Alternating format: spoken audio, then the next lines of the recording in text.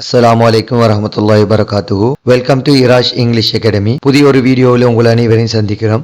இந்த வீடியோவில் நாங்கள் பார்க்க போகிறது டிகிரிஸ் ஆஃப் எஜெக்டிவ். அதற்கு முன்னாடி இராஷ் இங்கிலீஷ் அகாடமிங்கிற யூடியூப் சேனல் மூலமாக வெளியிடப்படுகின்ற வீடியோக்களானது இங்கிலீஷ் லாங்குவேஜில் காணப்படுகின்ற பாடங்களை தமிழ் மொழியினூடாக இலகுவாக மாணவர்களுக்கு விளங்கப்படுத்தக்கூடிய வீடியோக்களை உள்ளடக்கியதாக காணப்படும். முதலாவது நாங்க பார்க்க போறது டிகிரிஸ் ஆஃப் எஜெக்டிவ். அந்த விடயத்துல முதலாவதாக நாங்க டிகிரிஸ் ஆஃப் எஜெக்டிவ்ங்கிறத பாக்குறதுக்கு முதல் எஜெக்டிவ் என்னன்னு பார்ப்போம். எஜெக்டிவ் என்பது பெயரடை. எஜெக்டிவ் ஆனது ஒரு பெயர் சொல்லை வர்ணிக்கக்கூடிய சொல்லாக காணப்படும். பொதுவாக ஒரு எஜெக்டிவானது ஒரு பெயர் சொல்லுக்கு முன்னால வரக்கூடியதாக காணப்படும். உதாரணமாக கிளாஸ்ங்கிற பெயர் சொல்ல எடுத்துக்கொண்டோம்னா அதை வர்ணிக்கக்கூடிய சொல்லான நைஸுங்கிறது அதற்கு முன்னால காணப்படுகிறது. எனவே நைஸுங்கிறது எஜெக்டிவாக காணப்படும். அதே போல போய்ங்கிறது ஒரு நவுன் பெயர் சொல். அதை வர்ணிக்கக்கூடிய குட்ங்கிறது ஒரு எஜெக்டிவாக காணப்படும். அது அந்த போய்ங்கிற பெயர் சொல்லுக்கு முன்னால காணப்படுகிறது.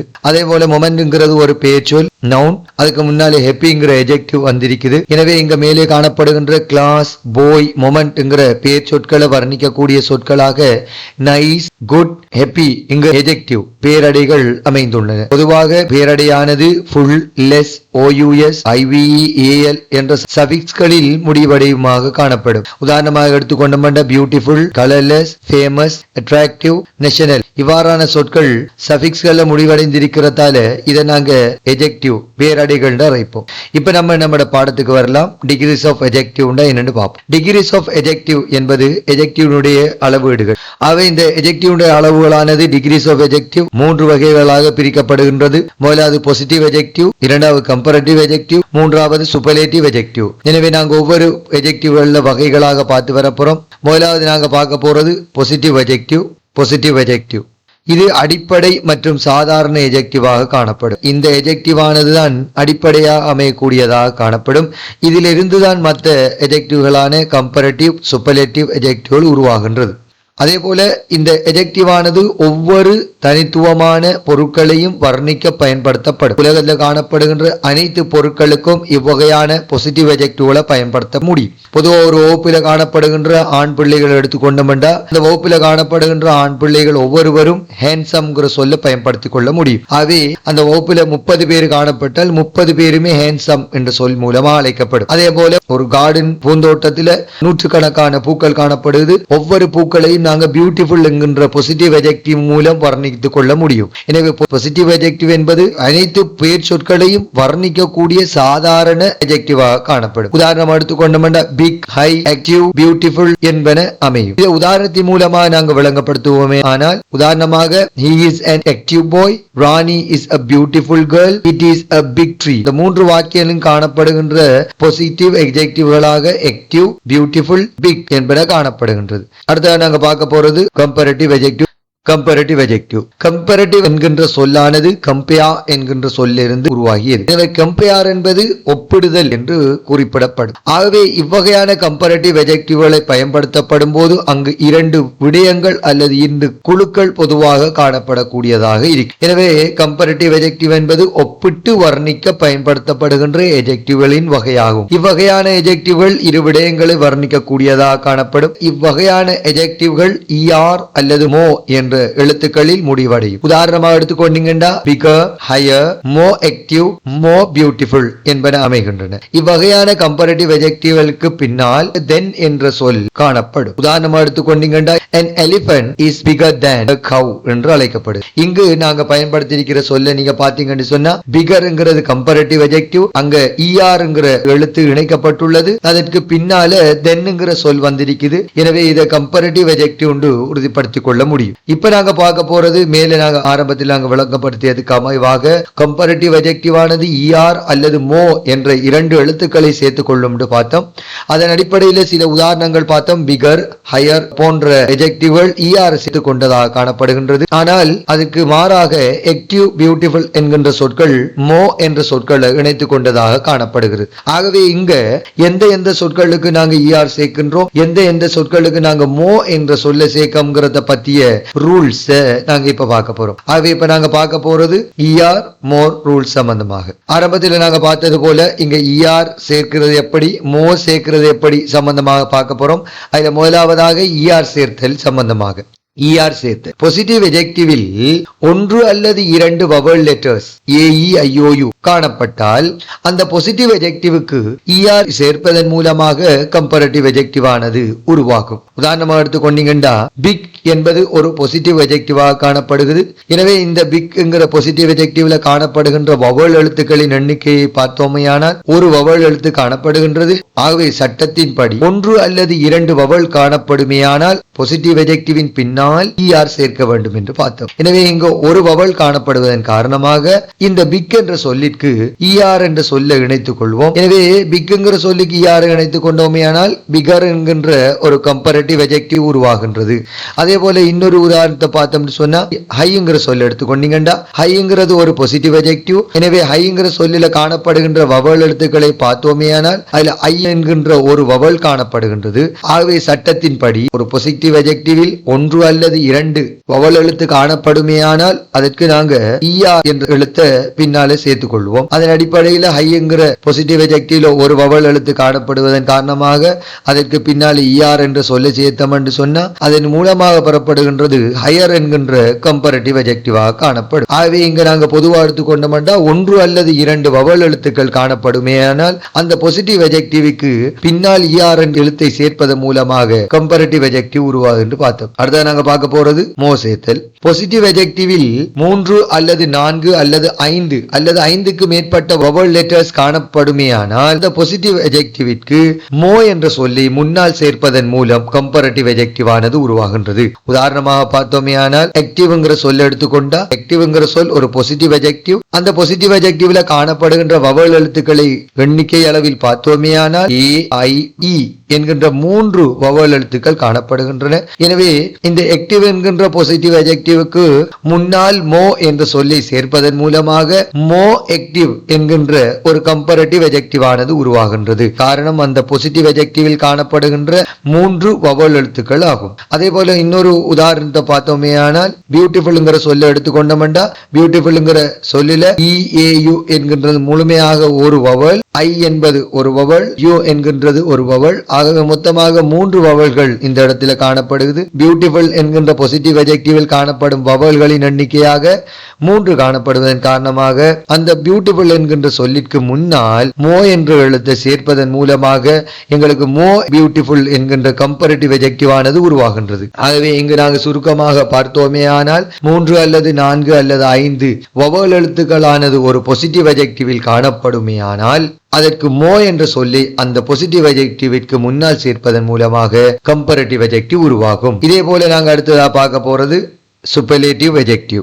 சூப்பர்லேட்டிவ் எஜெக்டிவ் இந்த சொல்லிலிருந்து நாங்கள் விளங்கக்கூடிய விடயம் என்னவென்றால் சூப்பர் என்பது மிகச் சிறந்ததை குறிக்கும். எனவே சூப்பர்லேட்டிவ் எஜெக்டிவ் என்பது உலகிலே காணப்படுகின்ற மிகச் சிறந்த ஒரு பொருளை அல்லது விடயத்தை வர்ணிக்கக்கூடிய அல்லது ஒரு பெயர் சொல்லை வர்ணிக்கக்கூடிய வகையைத்தான் நாங்கள் சூப்பர்லேட்டிவ் எஜெக்டிவ் என்று சொல்லுவோம். இவ்வகையான எஜெக்டிவ்கள் அனைத்தையும் விட மிகச் சிறந்தது என வர்ணிக்க பயன்படுத்தப்படும். இவ்வகையான எஜெக்டிவ் ஆனது EST அல்லது மோஸ்ட் என்ற எழுத்துக்களில் முடிவடையுமாக காணப்படும். உதாரணமாக பிகஸ்ட், ஹையஸ்ட் என்பன EST இல் முடிவடைந்துள்ளது. மோஸ்ட் ஆக்டிவ், மோஸ்ட் பியூட்டிஃபுல் என்பன மோஸ்ட் என்ற சொல்லை உள்ளடக்கியதாக காணப்படுகின்றது. அது மட்டுமல்லாமல் இவ்வகையான எஜெக்டிவ்களை பயன்படுத்தும் போது அந்த எஜெக்டிவ்களுக்கு முன்னால் த என்ற சொல் காணப்படும். உதாரணமாக நாங்கள் வாக்கியத்தின் மூலம் பார்த்தோமேயானால் the blue whale is the biggest animal in the world. எனவே இந்த இடத்தில் biggest என்கின்றது சூப்பர்லேட்டிவ் எஜெக்டிவ். அந்த எஜெக்டிவ்க்கு முன்னால் த என்கின்ற ஒரு ஆர்டிகல் பயன்படுத்தப்பட்டுள்ளது. ஆகவே நாங்க இந்த இடத்துல பார்க்க வேண்டிய அடுத்த விடயம், முக்கியமான விடயம், சூப்பர்லேட்டிவ் எஜெக்டிவ்களான பிகஸ்ட், ஹையஸ்ட் என்பன EST கொண்டுள்ளது. சில சூப்பர்லேட்டிவ் எஜெக்டிவான மோஸ்ட் ஆக்டிவ், மோஸ்ட் பியூட்டிஃபுல் என்கின்ற மோஸ்ட் என்ற சொல்லை கொண்டுள்ளது. ஆகவே எந்த சொற்களுக்கு EST-யையும் மோஸ்டையும் சேர்க்கிற சம்பந்தமாக நாங்க அதனுடைய சட்ட திட்டத்தை நாங்க இப்ப பார்க்க போறோம். EST most rules. முதலாவது நாங்க பார்க்க போறது எந்த சொற்களுக்கு EST-யை சேர்க்க வேண்டும் என்பது சம்பந்தம். சம்பந்தமாக EST சேர்த்தல். சாதாரண அடிப்படை எஜெக்டிவான பொசிட்டிவ் எஜெக்டிவில் ஒன்று அல்லது இரண்டு வவல் எழுத்துக்கள் காணப்படுமேயானால் அந்த பொசிட்டிவ் எஜெக்டிவிற்கு EST சேர்ப்பதன் மூலமாக அந்த சூப்பர்லேட்டிவ் எஜெக்டிவானது உருவாகி கொள்ளும். உதாரணமாக எடுத்துக்கொண்டோம்னா பிக் என்கின்ற ஒரு பொசிட்டிவ் எஜெக்டிவை எடுத்துக்கொண்டால் அந்த பொசிட்டிவ் எஜெக்டிவில் காணப்படுகின்ற வவல் எழுத்துக்களின் எண்ணிக்கை ஒன்றாக காணப்படுகிறது. எனவே ஒன்று அல்லது இரண்டு வவல் காணப்பட்டால் நாங்கள் அந்த சொல்லிற்கு EST என்ற எழுத்தை சேர்க்க வேண்டும். EST என்கின்ற எழுத்தை சேர்ப்பதன் மூலமாக பிகஸ்ட் என்கின்ற சொல் உருவாகுது. எனவே இந்த பிகஸ்ட் என்பது சூப்பர்லேட்டிவ் எஜெக்டிவாக காணப்படும். அதேபோல இன்னொரு உதாரணத்தை எடுத்துக்கொண்டோமேயான ஹை என்பது ஒரு பொசிட்டிவ் எஜெக்டிவ். ஹை என்கின்ற பொசிட்டிவ் எஜெக்டிவில் காணப்படுகின்ற வவல் எழுத்துக்களின் எண்ணிக்கை ஒன்று ஐ ஆக காணப்படுகிறது. எனவே இந்த ஹை என்கின்ற சொல்லிற்கு ஒன்று அல்லது இரண்டு வவல் காணப்படும் போது நாங்கள் EST சேர்ப்பதன் மூலமாக அந்த பொசிட்டிவ் எஜெக்டிவானது சூப்பர்லேட்டிவ் எஜெக்டிவாக ஹையஸ்ட் என்பது உருவாகி கொள்ளும். ஆகவே நாங்க இப்ப பார்த்தது EST சேர்த்தல் சம்பந்தமாக. அடுத்த நாங்க பார்க்க போறது மோஸ்ட் சேர்த்தல். மோஸ்ட் சேர்த்தல் பொசிட்டிவ் எஜெக்டிவான சாதாரண அடிப்படை எஜெக்டிவில் 3 அல்லது 4 அல்லது 5க்கு மேற்பட்ட வவல் எழுத்துக்கள் காணப்படுமையானால் அந்த பொசிட்டிவ் எஜெக்டிவிற்கு மோஸ்ட் என்கின்ற சொல்லை முன்னால் சேர்ப்பதன் மூலமாக அந்த பொசிட்டிவ் எஜெக்டிவ் சூப்பர்லேட்டிவ் எஜெக்டிவாக மாற்றிக்கொள்.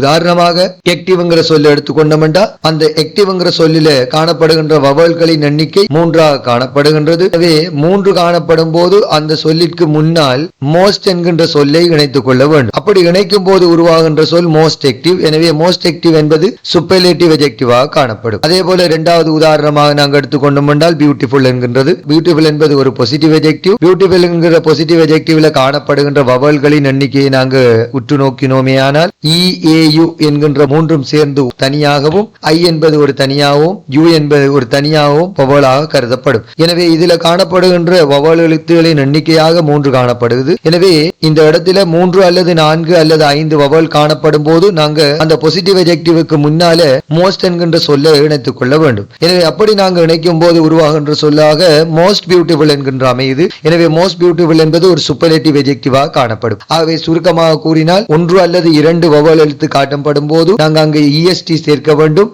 3 அல்லது 4 அல்லது 5 வவல் எழுத்துக்கள் ஒரு பொசிட்டிவ் எஜெக்டிவில் காணப்படும் போது நாங்கள் அந்த பொசிட்டிவ் எஜெக்டிவிற்கு முன்னால் மோஸ்ட் என்கின்ற சொல்லை சேர்க்க வேண்டும்.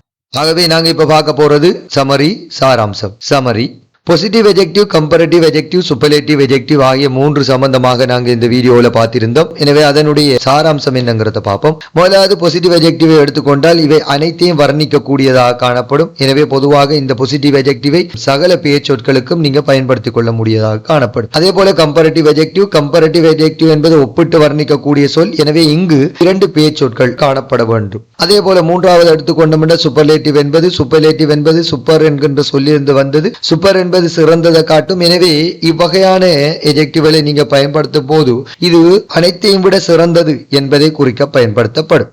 ஆகவே இங்கு எடுத்துக்கொண்டோம்னா பொசிட்டிவ் எஜெக்டிவ் என்பது சாதாரணமாக அனைத்துக்கும் பயன்படுத்தப்படும். இது அடிப்படையாக காணப்படும். அதே போல இரண்டாவது கம்பேரிட்டிவ் என்பது 2 விடயங்களை குறிப்பிட்டு வர்ணிக்கிறதுக்கு பயன்படுத்தப்படும். அதே போல சூப்பர்லேட்டிவ் எஜெக்டிவ் என்பது அனைத்தையும் விட சிறந்ததை குறிப்பிட பயன்படுத்தப்படும். இரண்டாவது விடயத்தை பார்த்தோமேயானால் இது பொதுவாக அடிப்படை எஜெக்டிவாக காணப்படும். இந்த பொசிட்டிவ் எஜெக்டிவ் ஆனது அடிப்படை எஜெக்டிவாக காணப்படும். இதில் இருந்தே கம்பேரிட்டிவ் எஜெக்டிவ், சூப்பர்லேட்டிவ் எஜெக்டிவ் என்பன தோற்றம் பெற்றது. உதாரணமாக இரண்டாவது கம்பேரிட்டிவ் எஜெக்டிவ் பார்த்தோமேயானால் அல்லது மோ என்ற எழுத்துக்களில் முடிவடையும். அதாவது பொசிட்டிவ் எஜெக்டிவோடு அல்லது மோ என்கின்ற சொற்களை சேர்க்கும் போதுதான் இந்த கம்பேரிட்டிவ் எஜெக்டிவ் ஆனது உருவாகும் என்று நாங்கள் ஆரம்பத்திலிருந்து பார்த்தோம். எனவே பிகர், மோ பியூட்டிஃபுல் என்பது கம்பேரிட்டிவ் எஜெக்டிவாக காணப்படும். அதே போல மூன்றாவது சூப்பர்லேட்டிவ் எஜெக்டிவ் இவை பொதுவாக EST அல்லது மோஸ்ட் என்கின்ற எழுத்துக்களில் முடிவடைந்ததாக காணப்படும். ஆகவே பொசிட்டிவ் எஜெக்டிவில் இருந்து தோற்றம் பெற்ற இந்த சூப்பர்லேட்டிவ் எஜெக்டிவ் ஆனது பிக் என்கின்ற சொல்லுக்கு EST சேர்ப்பதன் மூலம் பிகஸ்ட் என்றும், பியூட்டிஃபுல் என்கின்ற பொசிட்டிவ் எஜெக்டிவுக்கு மோஸ்ட்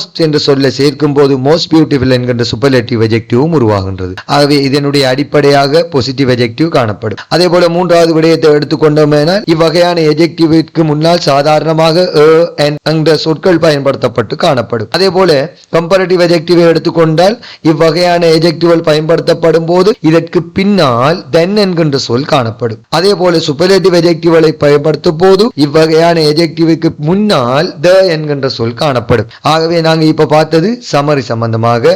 அடுத்து நாங்க பார்க்க போறது எக்ஸெப்ஷன் விதிவிலக்கு. நாங்க ஆரம்பத்துல பார்த்திருந்தோம் அடிப்படை பாசிட்டிவ் எஜெக்டிவ்க்கு ER அல்லது மோ சேர்ப்பதன் மூலம் கம்பேரிட்டிவ் எஜெக்டிவ் உருவாகும் என்று பார்த்திருந்தோம். அதே போல பாசிட்டிவ் எஜெக்டிவ்க்கு EST அல்லது மோ சேர்க்கும் போது சூப்பர்லேட்டிவ் எஜெக்டிவ் உருவாகும் என்று பார்த்திருந்தோம். ஆகவே இங்கு காணப்படுகின்ற பாசிட்டிவ் எஜெக்டிவ் குட் என்கின்ற சொல்லில் காணப்படுகின்ற வவலின் எண்ணிக்கை 2 என்பதால் ER சேர்க்க வேண்டும். ஆகவே ER சேர்க்கும் போது குட்டர் என்கின்ற கம்பேரிட்டிவ் எஜெக்டிவ் உருவாகி இருக்கும். அதே போல குட்டஸ்ட்ங்கிற சூப்பர்லேட்டிவ் எஜெக்டிவ் உருவாகி இருக்கும். ஆனா இங்கு அவ்வாறு இல்லை. இது விதிக்கு புறம்பானது. அதனால் தான் நாங்கள் இதை விதிவிலக்கு என்று அழைக்கின்றோம். விதிக்கு விலக்கப்பட்டது.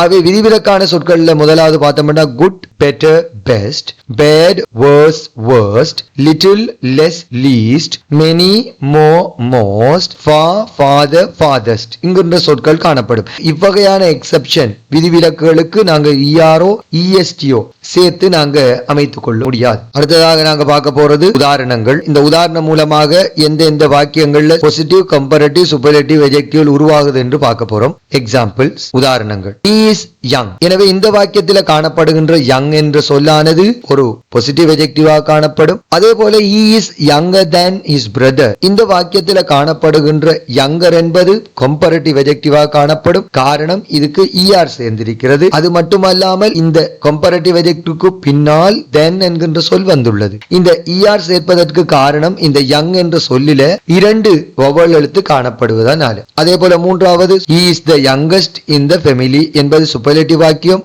காரணம் அந்த சொல்லில young என்கிற சொல்லுக்கு EST சேர்ந்துள்ளது. அது மட்டுமல்லாமல் சூப்பர்லேட்டிவ் எஜெக்டிவ்க்கு முன்னால் the என்கின்ற சொல் வந்திருக்கிறது. இரண்டாவது வாக்கியத்தை பார்த்தோமேயானால் this flower is beautiful. எனவே இந்த வாக்கியத்தில் காணப்படுகின்ற beautiful என்பது சாதாரண அடிப்படை பாசிட்டிவ் எஜெக்டிவாக காணப்படும். this flower is more beautiful than rose. இந்த வாக்கியத்தில் காணப்படுகின்ற more beautiful என்பது கம்பேரிட்டிவ் எஜெக்டிவாக காணப்படும். காரணம் அதற்கு முன்னால மோ என்ற சொல் இணைந்துள்ளது. அதற்கு பின்னால than என்கின்ற சொல் வந்துள்ளது. எனவே இந்த மோ என்கின்ற சொல் இந்த பியூட்டிஃபுல்லுக்கு இணைவதற்கு காரணம் அந்த பியூட்டிஃபுல் என்கின்ற பாசிட்டிவ் எஜெக்டிவில் காணப்படுகின்ற 3 வவல் எழுத்துக்கள் ஆகும். அதே போல மூன்றாவதாக பார்த்தோமேயானால் this is the most beautiful flower in the garden. எனவே இந்த வாக்கியத்தில் காணப்படுகின்ற most beautiful என்பது சூப்பர்லேட்டிவ் எஜெக்டிவ். காரணம் அந்த சொல்லில most இணைந்துள்ளது முன்னால். அதே போல the சொல் இந்த most beautiful என்கிற சூப்பர்லேட்டிவ் எஜெக்டிவ்க்கு முன்னால் அமைந்துள்ளது. மூணாவது வாக்கியத்தை எடுத்து கொண்டோமேயானால் I am a good student. இந்த வாக்கியத்தில் காணப்படுகின்ற good என்பது பாசிட்டிவ் எஜெக்டிவ். இரண்டாவது I am